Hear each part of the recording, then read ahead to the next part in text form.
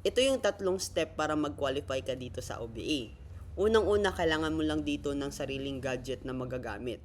It's either Android, iPhone, or laptop. Di baling luma as long as nagagamit. Pwede na yon. And dapat, meron kang stable internet connection. Kasi this is purely online. Pangalawa, kailangan mo lang mag-attend ng ating online orientation kasi dun po explain lahat ng mga legalities natin, compensation plan kung paano kakikita, and yung mga benefits natin dito.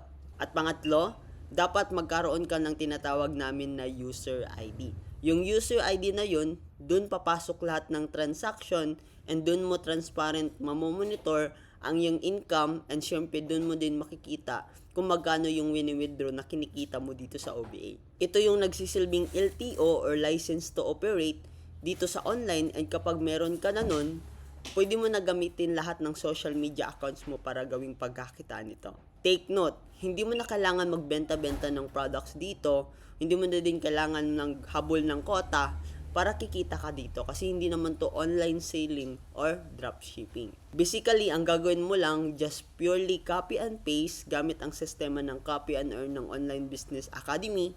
Magre-reply ka lang ng inquiries local and international.